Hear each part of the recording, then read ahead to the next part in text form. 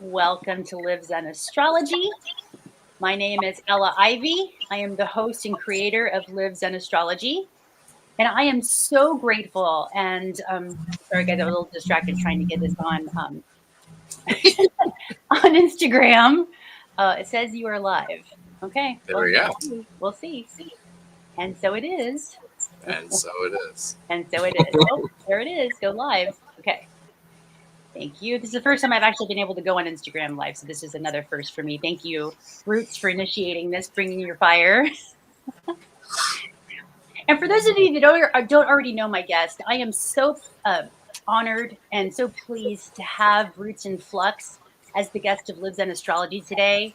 Today we're going to be talking about living in conscious community, but let me give you a little bit of background on Roots. He is a tarot card reader with a focus on embodying the archetypical messages being delivered through this unique tool. And you can find him on all social media platforms as Present Moment Alignment, where you'll also find that he makes jewelry for working with these archetypes. And the reason he's here today is because he, like myself, Ella Ivy, has lived in community for many years, but also traveled the East Coast for around 8 years, where he was a part of 9 different communes or communities, groups of 10 or more people, as well as working festivals and gathering spaces in those 8 years. So he's really bringing a wealth of information towards the end goal of conscious communication and really looking forward to this conversation. So first of all, thank you, Ruth, so much for saying yes to this experience and having this, what I feel is a very important conversation because there's a lot of us who we've talked about, especially in this age of Aquarius, as we're moving more and more unified into living in community.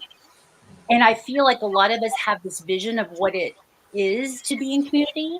Yeah. And then there's also the reality of what it means to be in community.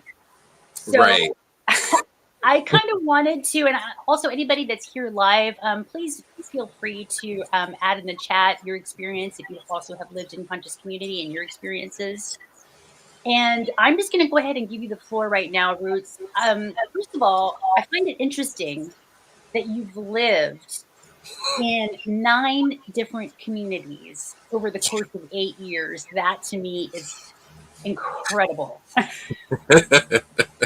So how did you start getting into living in conscious community, and what's been your journey? What led you into this experience? I mean, let's just preface it for anybody who's aware of astrology. It was my Saturn return. I hit my Saturn return, and everything I knew about my life, I said, let's go. Let's flip that script. I'm done. This isn't working for me. Let's explore. And, you know, it was a lot of retreat and return, zooming in, zooming out, what worked for me, what didn't work for me. And I noticed when I got this point, and many of y'all probably felt it too, where like your entire body hurts. You're tired. There's something wrong. And I love Jim Carrey. He said, it's not that you're done living, it's that you have stayed a character who you no longer are.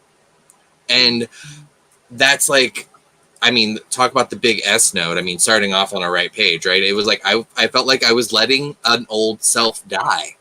And for those of y'all who are astrology minded, you know that's what Saturn return really feels like. Just to give you a little age, that usually happens because Saturn comes back to return where you were in your chart at 29 years. So for those of you that are watching this that are wondering, well, how do I find my Saturn return? It's where Saturn returns to the part of your chart when you were born, and that's a 29-year cycle. So you must have been around 28, 29 when this Exactly. happened. Exactly. And I just kept bouncing from different spaces, right? Because I was in the process of also discovering myself. And in so I noticed the different groups of people or the constellations that then opened up for me to really witness both myself and, quote, the other. And that's what conscious community is really about, is about really being your full authentic version of yourself and discovering it at the exact same moment. And it's a mutable thing. It's so fascinating. I'm like, wow, it really is a lot of fun.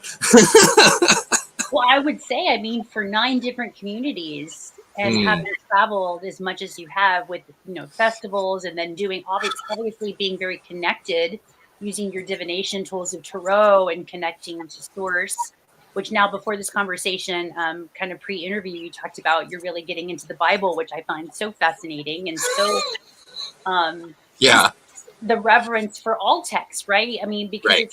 it's all divine. Everything is, that lives in comes from the maxim that all is self. So that's also an aspect of self that I feel that we had to get away from to return back to in a different way. So in your experience, and let's just kind of open, honest, clear communication here with living in community. What was your experience?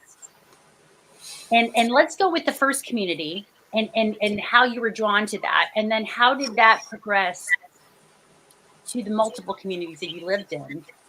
And we'll start there, and then we're going to go into questions after that because I'm so fascinated.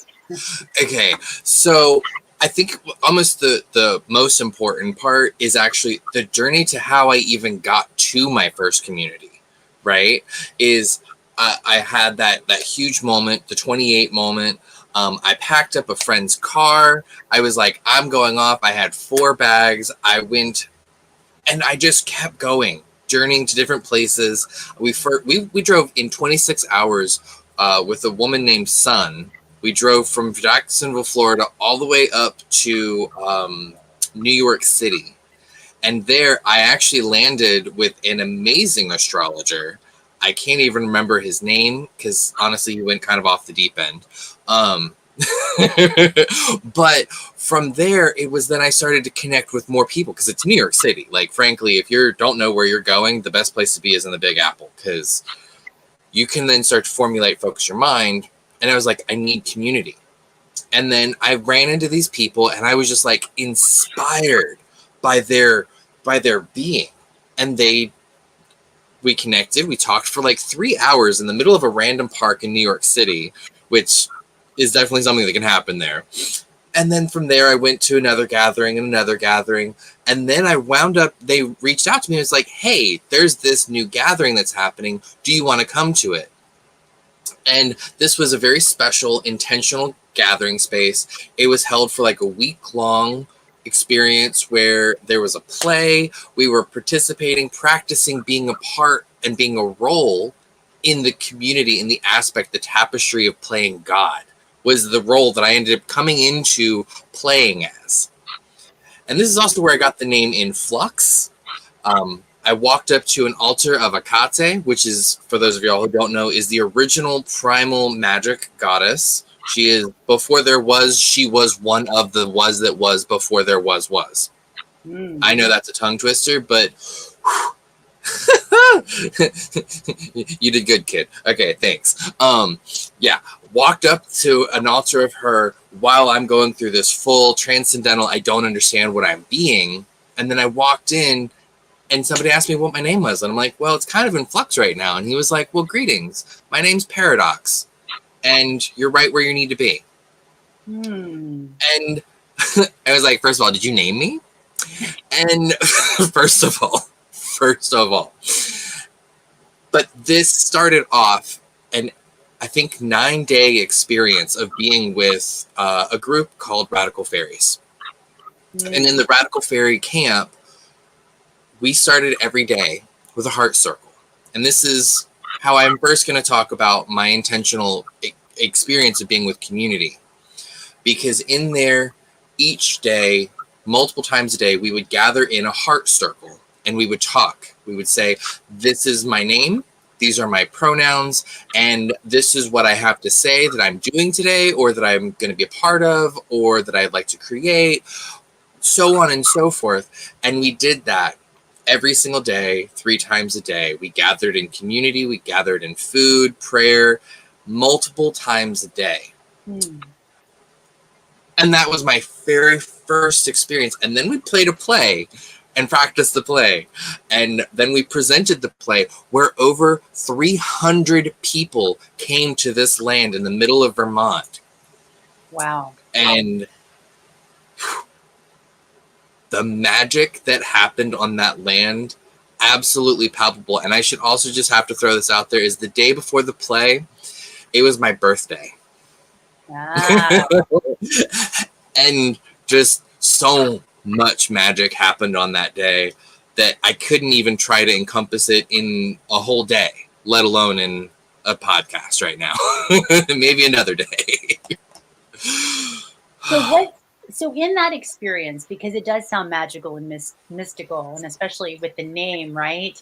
What was it called? The magical fairies? I didn't write it down. But the radical fairies. The radical fairies, which, if the word radical is even connected to Aquarius, right? So it's funny that we're talking about the age of Aquarius and what that really means. And it really is about other humans. It's about humanity. It's about learning to connect to other humans and the radical awareness of oneness, that we are all connected through this field of energy. Quantum physics now is telling us that there's this field of energy that we are all a part of, like this mycelium connection network. And there is no separation in these fields. And actually, the illusion of separation is just that we're all, I think of it like the ocean, right? We're all in this ocean field, but we have different containers or different vessels as we're traversing the ocean, but we're all the ocean field. This is the sun in Pisces coming in speaking. So, but in that, because we are in this dual plane of existence, right? We are navigating duality. And duality really is just different degree points of the same substance. I think of the Hermetic principles when it talks about polarity, right? And that water is water, but there's different degrees. There's the very, very icy cold aspect of water, and there's the very hot scalding part of water, but it's still water, right? And so from that point of reference, in that framework, what did you experience in that dual plane of existence between self and the other? Because I feel like it's divinely guided that you were the person to talk to about this, you being a sun sign Leo and having a lot of Leo configuration in your chart, which is opposite of Aquarius, right? So when we look at opposition energies in astrology, it really is different poles of the same energy. I think of the North and South Pole, right? So whenever it's springtime in the North Pole, it's going to be opposite in the South Pole and vice versa, right? But they're both on that same ley line, if you will. Yeah. So with Leo being in the same ley line as Aquarius, which is the other, but Leo is very much about the individuated self, right? It's the heart of the child. It's the not the I am, which is more Aries, but it's I create, right? I create from my own sense of self. How did you navigate your own individuated identity, but then also doing it in a collective way with other people? And what was that like for you in your experience with that? It was great question. Great question. And what I'm immediately brought into is back to the heart circles, right? Is back to the multiple times a day connecting with each other and truly honoring another's choice in how they spoke, in what they shared, in what was present to their heart, whilst also giving myself permission to share what was actually on my heart. And that was sometimes the most challenging, pivotal thing for me to actually express that this is where I'm at in my experience. Why was it so challenging? What was the challenge? At that moment of my life, I hadn't been allowed, or I hadn't felt the ability to share what was true for me, especially without making it wrong or making somebody else wrong, right? Because we're all just trying our best at showing up for each other. And especially if we've never had like work or practice at it, we don't know how to do it. So this was my first time. When I first got to the land, there was like 20 or 40 people at various times. And that was my first time being around a larger group of people consistently, right? So it was like, these are the same people day in, day out. There isn't a huge commotion around us. Yes, there was the orchestration of us playing in this play, but that wasn't so much of a crew, a crux. Like, there was still plenty of time to do other things throughout the day. Now, how did you navigate living in community? Did you all each take an individuated part, like a role in keeping the space clear, cultivated? How did that work out? And that was one of the fun things about the heart circle every day, was like, you know, who's prepared to step up for mealtime, who's prepared to step up for cleaning time, you know, and it was like, there was kind of like the ring leader, the person who was kind of like orchestrating, like making sure all the roles were filled. But even that role was passed amongst the upper fairies. I mean, I'm just going to say it like that. They weren't, they'd probably accept it because some of them were like queens and stuff. So, you know. Well, the hierarchy, right? The vertical. Right. The more experienced, the elders, the community of unity, right? They were the ones who'd been on the land the longest. They were orchestrating it, right? And I think perhaps they passed the baton off to each other, but they made sure everything got done. They're like, so the people who were presenting the play, right, they were their own role too. They were the ones who also communicated, like, we're still looking for these type of people. We're still doing this. We need people over here to help work on this project. Making the costumes was a whole thing, you know? So there was many steps, but it all got done because this person became the costume leader. This person was the kitchen leader. This person was the, we need to help clear this land leader, right? And so it's like how we've got all the different fractals of the zodiac, we got different fractals of what needs to get done in a house or in a community, instead of it just being like, you're doing it all. No, I can't do everything. I cannot do everything. And that's one of the big things that I learned that I really appreciate. It's like, it's one thing to be the leader or the chief of it, and maybe multiple chiefs have different ideas about what needs to be done. But if they're always like bickering, then that never gets anything done. But instead, like, let one person be the chief, and then we focus on doing it that way that the chief says, because it gets done. So let's go into, that was your first community, but now you were in 9 different communities. So this conversation, I really want to lead us to the pros and cons of living in community, what your experience was like, because I know there's a lot of soul growth and evolution and amazing things that happens in living in community, but there's also challenges, and, you know, we're humans, right? So we have our light and we have our shadow. How did you integrate being in a communal space, and then what happened when the shadow did show up, or there was disagreement, or there was conflict in values or energies? I mean, what did that look like for you, having been in other 9 different communal spaces? What did you notice that the commonality was there in the challenges and the benefits?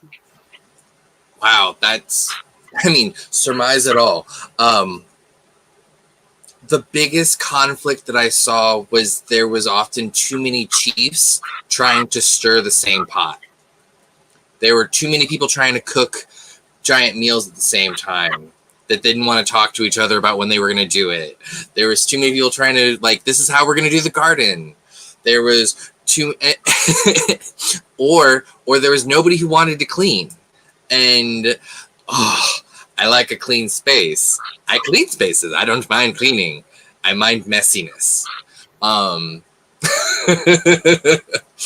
You know, and so the commonality that I consistently saw was often there wasn't coming back to the table, right? Everybody coming back to the table, feeling like, I would almost say like a common practice, right? So like if we all just say it like this. If we were all Christian and we all believed in God and we were all fully focused on that one God and we were all fully listening to the tenets of the Bible, even if we were reading the exact same passage, every single person would be reading it a different way, right? And so within there, we also have to accept that each person is going to interpret it a little different based on their unique experiences and expression of it. Now, and I'm going to give this as a great example. I love being in the garden, but I don't know what to do in the garden. I don't know which plants go well with each other. I don't know soil composition. I know that I don't know this. So I'm going to go talk to my Virgo best friend and be like, yo, what do we need to do? Because I know that this is your bag. And you may not be the most perfect, gardener, but you still got a better grasp of this than I do. Here's my crown of gardening, and I'm going to give this crown to you because I respect you enough to do that. And you can pick up the crown if you want to. You don't have to. We just had this conversation yesterday, and he's totally willing to pick up that particular crown for gardening. But that was the thing that I kept seeing in community. And then the other thing is sometimes they get burnt out because then they don't ask for help. So it's, again, coming back to the table about, like, what are things that we need to get done in the household and who wants to take that on, and maybe even rally some community, whether it's the house community or the community or the, the city community, right? Because I know you and I, we both were in places that we were often reaching out to the larger community to come do ceremonies, music festival thingies or shows, and we did that. We've been doing this for years, and sometimes that was a lot of work, wasn't it? When you took it all on. Well, it was work. It was the great work. There were times when it felt overwhelming, and then there were times that I was in my absolute joy bliss with the whole experience, right? So I, from my experience with, especially with the pros and cons, and I can just go a little bit into the story, and you were there for part of this journey, lived in a conscious community, and this actually was formed because of COVID. So when 2020 hit, I had a roommate, and we just, we were both in hospitality, and then, both of our restaurants got shut down, right? So we're living in this apartment, and we had some other friends that had just gone off grid, that were getting ready to live in a RV, but they were in a transition period. They were twins. And I said, hey, can we stay with you for a while? So we just kind of multiplied, right? There was 4 of us during this whole period, especially the beginning from March of 2020 when the pandemic hit, where we actually moved into a bigger house of June of 2020. So in that time frame, we realized, oh, wow, we kind of have to be together. So it wasn't necessarily, I would say, a conscious choice. I would say it was more of like an evolutionary choice that, like, hey, it's better for price point because we're uncertain about what's going to happen financially, so this makes sense. And we were all, similar values, vegan, vegetarian. We all were into meditation, all in the healing modalities, myself being an astrologer, one other person being a jewelry maker, another person being a tarot and empath, and another massage therapist, right? So they all kind of meld. So we had this beautiful symbiotic relationship. And then comes June, we found this beautiful house space. And then my son decided that, he was in living with his dad, so he wanted to come and live with us. And then a couple other friends that we met outside in community decided. So all in all of a sudden, next thing you know, there's 8 of us living in this house, right? So it just kind of organically blossomed into this communal space because of the pandemic. So I don't know if I necessarily said I'm looking for community. I think it just kind of organically formed because of the situation. But I know on a soul level, because I've got 3rd house Aquarius, right? I've come to learn to embody, to think about, to really embody what it means to be in community. I've been a single mother most of my life, and I knew that, being alone And especially with my son there, it was just better for all of us to be there supporting one another, right? And so while there was a lot of beauty and a lot of beautiful moments, I mean, we were there for a lot of it, right? We had classes together and we had ceremonies and cacao ceremonies. We had fires and we had um, just incredible, incredible experiences. With the sweet also comes the sour. And I Right. think I feel like it's important to be able to discuss this because for those of us who are saying, again, still the remnants of what happened with the pandemic, a lot of us are still facing financial uncertainty. And it makes sense that we gather together, which is very Aquarian, right? We form these groups, these communities, and be able to learn how to live together harmoniously. But what does that look like really?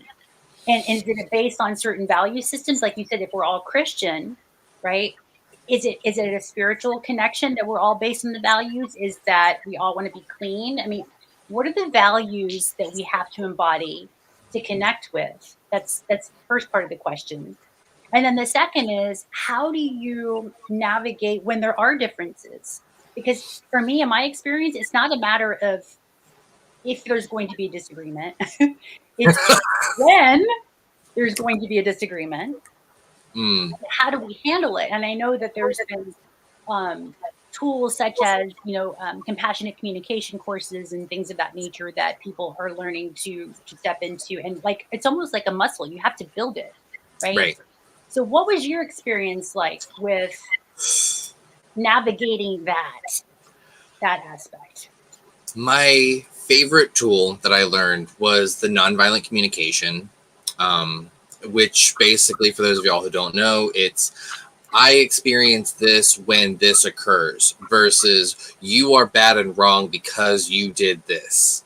It's I experience discomfort in my body when you didn't show up on time, right? Because then that points to valuing of time, feeling like neglected, right? And so that can bring up all kinds of things. So non-violently expressing it lets the other person witness you how you are versus putting them on the defensive. Like if I was to say, oh my God, you are wrong for not showing up when you said you were going to. Oh, well, that person got in a car accident. So they're kind of already feeling kind of beat up right now. So it's like, oh, and then it creates this table again. I like to come back to the table, right, where we're able to come together and say, hey, this is what didn't work for me, right? And then that's just another conversation too about, and that comes from Landmark. It's like what worked and what didn't work about how we talk or express with each other. And so often in my experience, people were very just aggressive about that something didn't work, and they didn't, instead of saying it didn't work, they were bad and wrong. And that doesn't work anymore. That is a system that does not work, making each other feel guilty or belittling each other. It's like, no, let's just come back to the table and be like, let's focus on, and there's the other thing, focus on one area. Don't come back out with this is everything that I've been holding on to, and I'm so upset about every little thing. Because it's not a little thing. It was a little thing, but now it's a mountain. And we can talk about the little thing. Little things can be processed and worked through and loved through. Big, gigantic things, no, ain't nobody got time for that. Well, did everybody in the community have to learn the nonviolent communication? I mean, how did you come at that where everybody at the Peace House, we'd had 4 different nonviolent communication courses that went on just through 9 months. Like we were routinely in it. We steeped ourselves into it. We had posters throughout the house so that new people could come in and also learn, right? Because when we learn a tool, it's important to have it visually in our face so that we can come back and be with the lessons, right? It's important not to have it too overcluttered because then you just ignore everything, right? And important to just have like a couple little bits and blurbs here and there. And I'm not saying we did it perfectly, because perfection's overrated. Virgo, we're trying to be perfect all the time. No, it's okay. Do you think that that's almost a prerequisite then for anybody that's looking to live in community, that you almost have to take these courses, classes, that you have to agree to set these certain boundaries or guidelines, if you will, of how we're all going to communicate? Because I feel, especially with Chiron and Aries right now, that a lot of us are learning to overcome wounds of the child and maybe how we were raised by our parental figures on how to communicate. Maybe we were not taught how to properly speak, because some of us witnessed violence in the home, violence throughout childhood. And so you're coming to these communities with all that.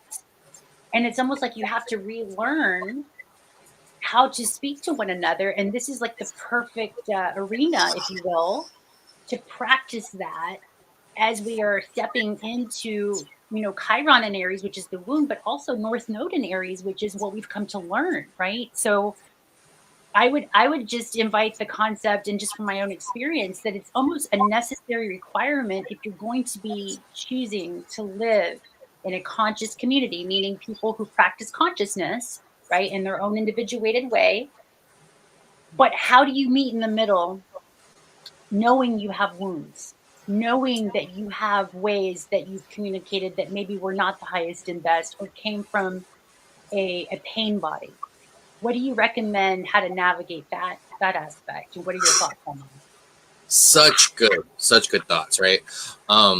So something that was really coming through loud for me was they remind them, where are they speaking from?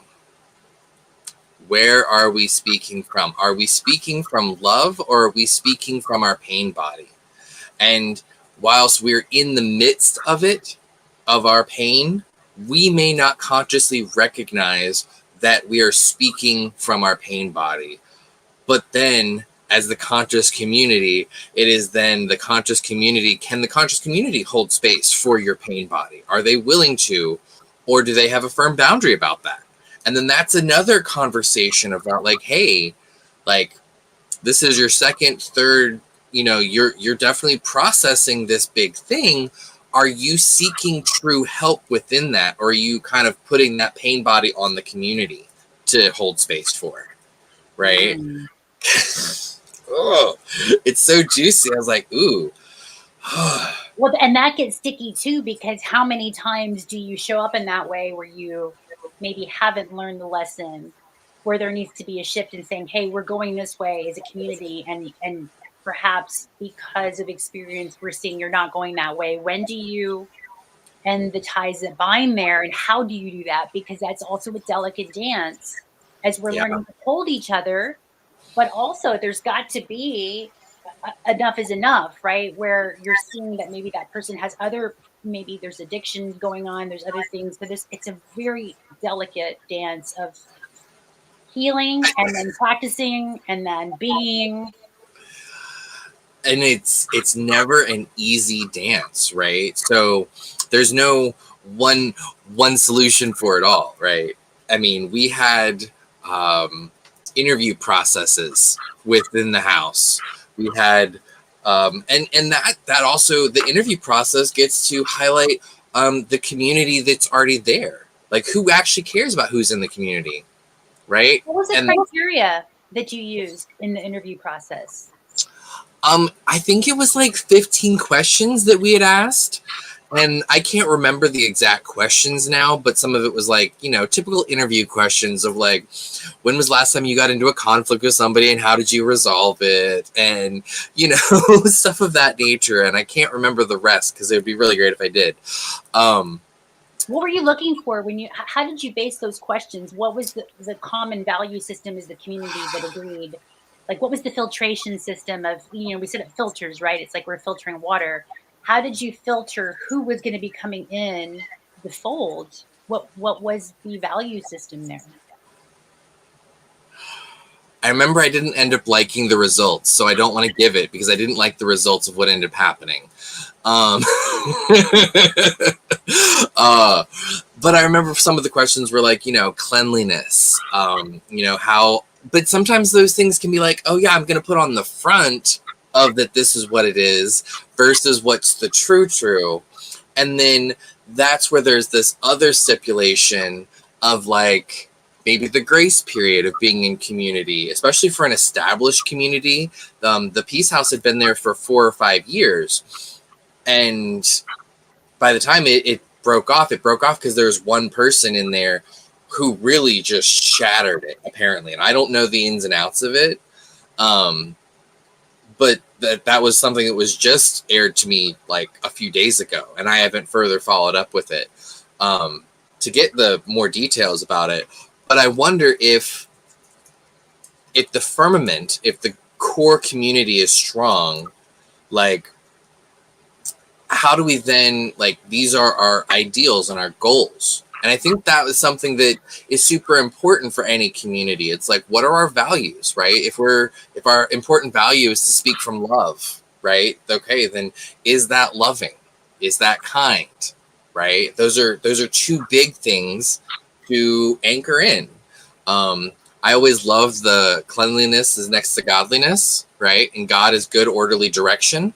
So if I have one of my favorite places that I've ever lived, and it was actually a meditation retreat, we would have these like checklists next to each room for like what tasks needed to be done in there, daily, monthly, weekly, seasonally, just kind of general upkeep kind of vibe. And anybody could do it, but every person had like you have to do this one room is your assigned room. And some people hated that. Some people loved it. So it's like finding the systems that work for you and your core community. And then if somebody doesn't work with what's the core tenets of your community, it's okay to say, thank you so much for being here. It's time for you to leave, right? We value your lessons that you shared with us, but it's time for you to leave. Now, again, true community would go ahead and say, thank you so much for this experience. And I get it, that it's time for me to go. But when you've got those little ickers, the suckers, then that's where you're like, okay, thank you so much for showing me your full true colors. And it is time for you to leave. And here, let's help you pack. We did have somebody that we had to do that with. And that was not a fun experience. So what I'm hearing right now is that it's almost to bring awareness that if you're deciding to live in conscious community or community in general, that you have to be aware that we're going to come in with our masks. All of us have masks that we come into because we want to be liked, we want to be accepted. I know for me specifically, it was a very healing opportunity because I believe in past lives, and in many past lives, I've actually been shunned in community. I've been chastised and ostracized and removed from community, right? So this was a very big life lesson for me on how to break those patterns and those wounds psychologically and also karmically. That's just from my, wheelhouse of how I see energy and how I see, when certain things happen, that's the language I use to bring neutrality to sometimes these very painful experiences, right? Which ultimately I come back to myself. Okay, why did I create this? What in me, in my conscious field, whether it's, past life, present life, whatever, however you want to frame it, that is creating this? Because again, Live Zen comes from the preface it all itself. So I want to do this again because I feel like there was so much depth and so many opportunities to learn about self, like you said. And I love there were certain aspects like we all had the value system during this time period because again, COVID was going on. We all wanted to clean up our vessels and our bodies, right? So it's really creating a sanctuary space of discipleship where every day we get up and do yoga, right? Either as an individual or together as a collective. And we actually did a 7-day fast together as a community, right? Where we were able to fast for 7 days together and do sound bowls and set up this whole working with the chakra points, right? So it was very intentional in that aspect of cleaning up the body, right? To be our highest and best healthy selves at that time. So I really loved that, creating a sanctuary, right? Really setting the intention of creating that sanctuary. But in awareness that we all have our shadows, we all have these masks upon first entering the community. And maybe if we can just acknowledge that, You know, let's not dance around the fact that, hey, when you first meet me, you're going to meet my mask, because I that's how I show up, because I don't know how to not have a mask when showing up until that mask is completely dissolved. Then we can show up our authentic selves, which I feel as a human species, that's what we're all learning to do, is to drop the masks that were formed in childhood, again, Chiron and Aries, where we needed to feel safe. We couldn't be authentically ourselves, whatever that was. Because when you're living in communal spaces, that mask, you're going to see past it pretty quick, because you're living together, you know, night and day and in between. So any mask that you might have held on to during the daytime, you're still going to be seen at night, whatever that is.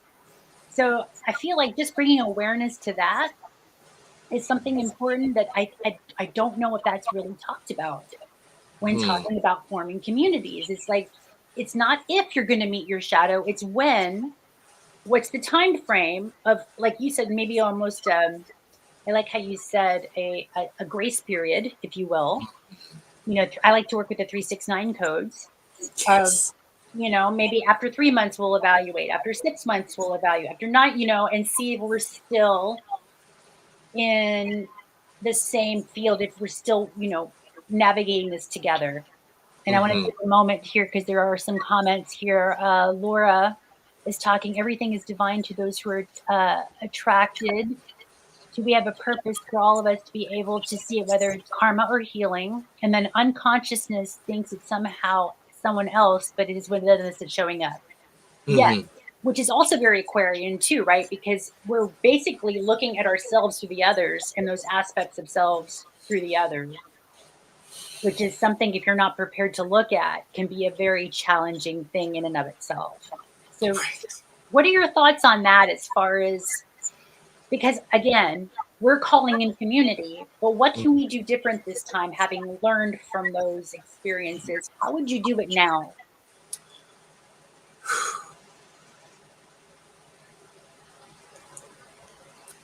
I'm processing and filtering through all of the experiences, right? Like, what were the conscious codes that I called in for communities at those times, right? And because I was very much the same, like I called in for a COVID community.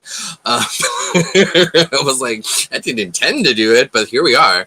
And so, yeah, I love that comment. Thank you. I think it was Laura who Laura. talked about the shadow Mhm. aspects, because in fact, you're right. It's like, even thinking and visiting back to all of those people that I had the experiences with of the community. It was like, oh, they were in aspects shadow sides of ourself, of like perhaps parts that I didn't necessarily love. So I feel like, again, it's the way of our being. How are we being about it, and what are we truly being about? Right? Are we excited about being part of community? Are we like, what are we wanting to build? Like, what is the intention behind the conscious community? I think that's a big thing too, right? It's like, what is our actual intention? You know, the Peace House was originally built for the intention of building community, specifically for artists and musicians. And so, you know, you'd imagine artists and musicians would be doing art and making music all the time. Maybe once a week it happened.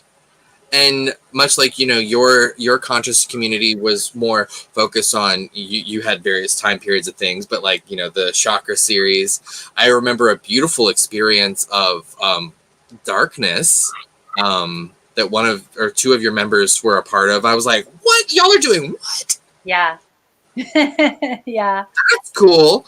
And Yeah, then how y'all. they recreated a dark room. Just so you guys don't know what that means, they created a dark room for I believe it's 5 days, and we actually fed them. We'd give them food, and they completely darkened their space because they wanted to activate their pineal gland.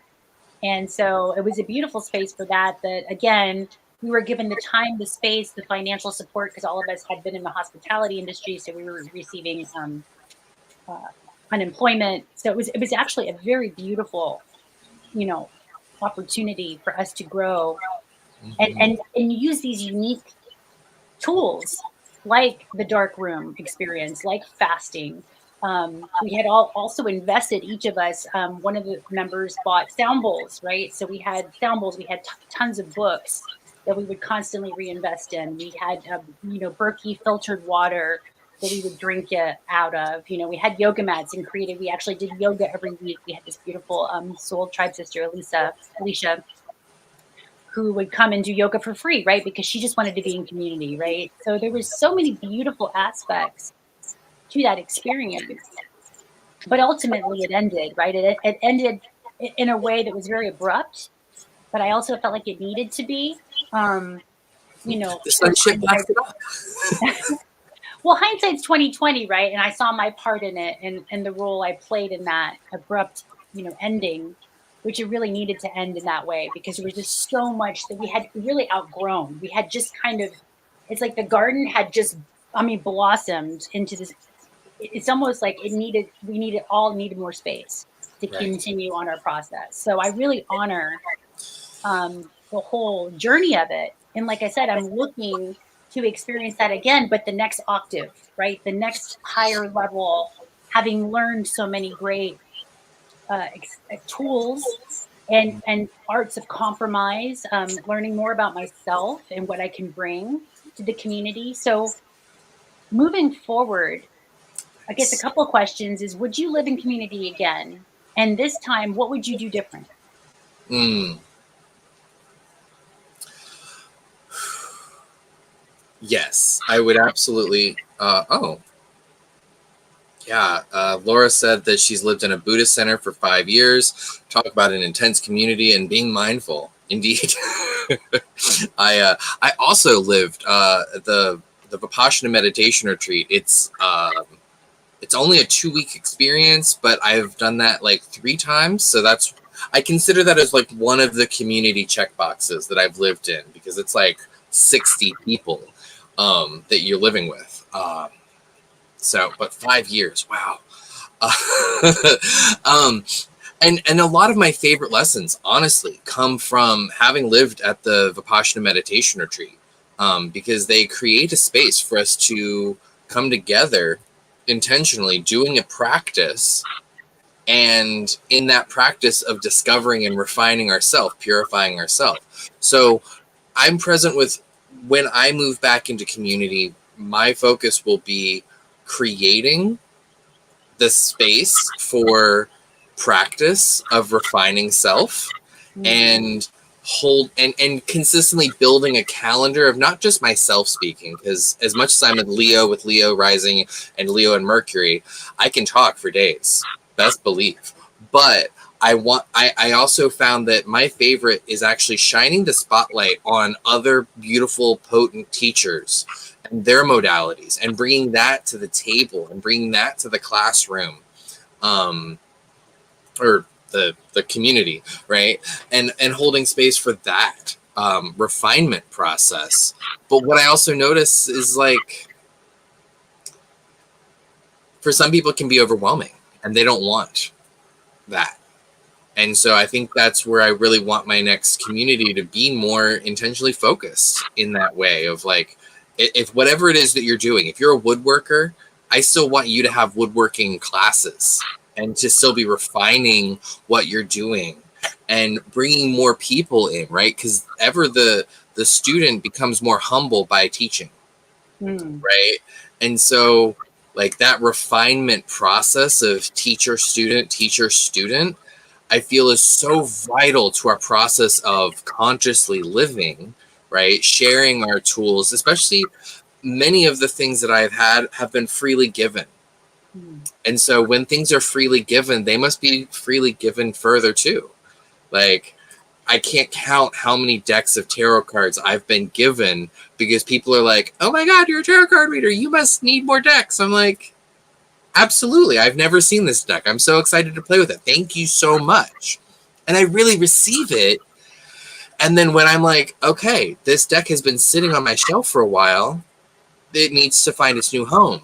I promise you, I have given over, I know for a fact, I've given, just freely given, over 50 decks away that have all been given to me. And I'm just like, here you go. Somebody else needs this. Like, I love cards, but I cannot possibly hold all of these decks.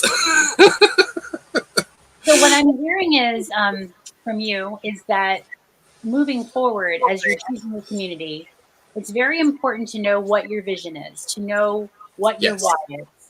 Vision And what? because everything is about attraction, right? It's about vibration, and it's about vibrating to the frequency that you want to experience. So, um, what I'm receiving now is to get very clear, what is my why? Why to be in community? If it's about learning and teaching and growing, then that's the community that you're going to attract. Is it about growing land, permaculture? Then that's the community you're going to attract, right? So, what does it really look like within you first? The geometry, the blueprint has to be an inside job. It has to be very, very clear and intentional, because that's the takeaway that I learned, that, again, because the community was formed based on a point of crisis, which is basically we had to, right?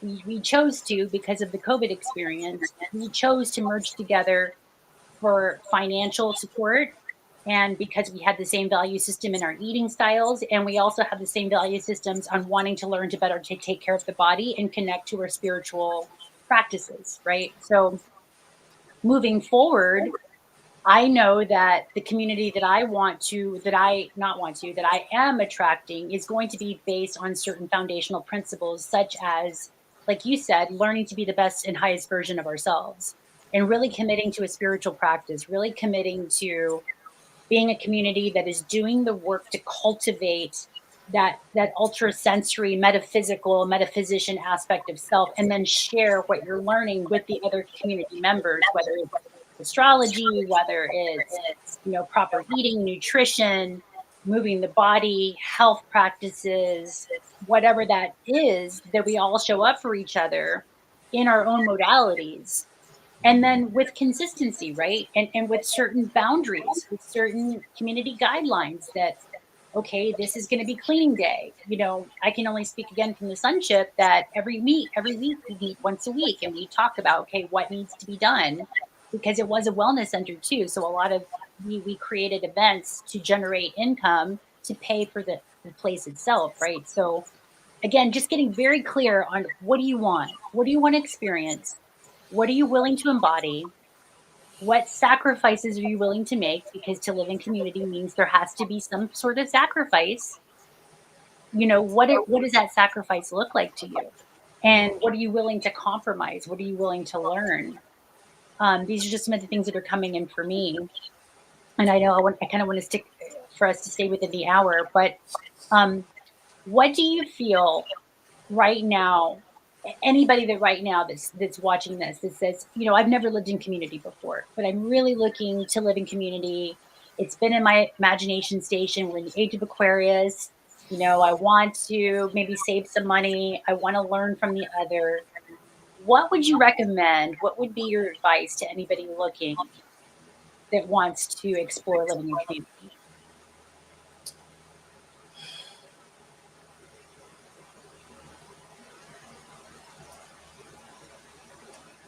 Do it. If you don't know what it is, you don't know what it isn't. You can have the giant, the zoomed out vision of it, and that's great. That's beautiful. It's magnanimous. But then to jump into it, it's such a beautiful unfolding of yourself, and allow yourself to witness the unfolding. Allow yourself to experience it without judgment of yourself, the other, right? Allow for these things to play out. And as you're doing so, you will discover more about yourself. You will have more fun. And it may not seem like fun at first. I'll give you that. But some of my very favorite lessons happened after the big fight, after the blow up. I mean, it happens. They're gonna happen. I like how you keep saying it's not when the thing is gonna happen, or it's not if it's gonna happen. It's when it's gonna happen, because it's gonna happen. So it's like, don't like wait for the other shoe to drop. Just be your best version that you can possibly be, and then grow, and then be in that next present moment, that next present moment, that next present moment. Because sometimes we're so focused on the future, Like, oh my God, the garden's gonna be perfect. I'm like, okay, but first you got to dig through the muck, the mud, plant the seeds, water the garden, do all of that stuff consistently. And that's the other thing about community. It's about consistently showing up for and with each other. It's not just saying, oh, I really want, everything to be beautiful and clean, and then go and leave a slobby mess. Like, you have to consistently be like, oh, is that actually my guideline for myself? I really want to be in clean spaces. So keep it clean, baby. But, sometimes somebody else is going to have that day, and they're just not going to be the perfectly cleanliest person. And don't tear into them like a tyrannical mess. Because then that's not fun either. You don't want to be that person. They don't want to experience that person. They may be going through their own dance of discovery of self. And so how can we step from love? That's the biggest thing I think a lot of us want to step back into community for, is because we truly want more brotherly or sisterly love. We want to experience love from this platonic space that doesn't have to do anything with just sensual, sexual experiences. While they're beautiful, they can't be done all the time. We do have to do other things. Well, intimacy looks different. It's there's different, like the Greeks say, there's different forms of love, right? And the agape is loving the whole of collective consciousness, not just the individual, the eros love or the erotic love or the partnership or the familial, like the parent-child. It encompasses a whole other spectrum of love, and willingness to be wrong, willingness to own your part in it, and to be humble enough to say, okay, I'm projecting this. I think this is also part of the dance too, of why, for me, it's important to have the practices. Because when the conflict arises, do you have the tools to navigate it within yourself? Do you know how to breathe through each now moment when you are triggered and when you are feeling unsafe and when your nervous system is having all these remembrances again coming from Chiron and Aries, the wounds of the child. And when your inner child does feel unsafe or feels attacked or whatever the case may be, again, because of these traumas of living with family. Because I know for me, I had to discover that actually when I called my community family, it was actually a trigger because my family was very agreeing, and it was a very harsh environment for me growing up. So even having to rectify that, like even just using the word family was like, oh, wow, that just set myself up for a whole new timeline of experiences. I didn't even realize that was unconscious, that was there, that I was playing out in these relationships, right? So I feel like that's something also to be aware of if you're navigating, wanting to get into community, that there are going to be triggers. It's not if, it's when. And can you stay with your practices within the community to navigate at each now moment and then agree upon maybe the correct time to discuss it, right? Create a sacred container, maybe once a week, to say, okay, this is where we're going to, this has all been built up throughout the week.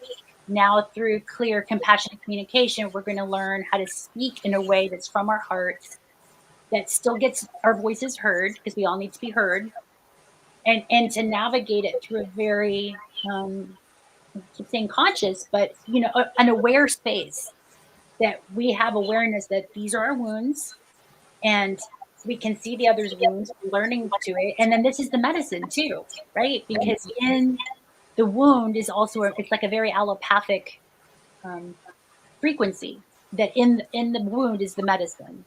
And so that's my takeaway from living in conscious community. And as I'm stepping into calling in more community, that's what I intend to bring to the table, is just that awareness within myself.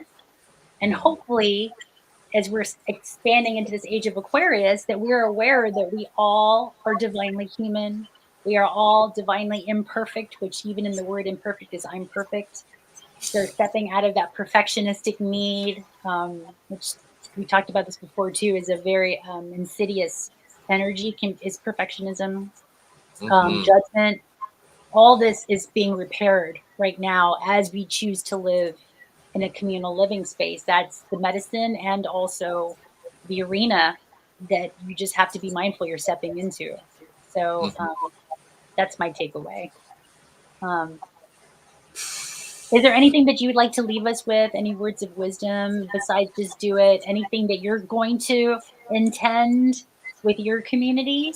You know, what was coming up for me was a prayer, and it was just the prayer, and I would love to end it in that note, right? Of Yes. calling forth for the calling forth for the cosmic creator in all that they are and all that they are not, and all the different guides and guides and goddesses, guides and goddesses as they are, to help guide us to creating, to this co-creation, to creating the true heaven on earth, so that we can dance and play and create in such a sacred way, to explore this existence without resistance, and know that we're truly being guided and offered this new plateau, this new platform to play in.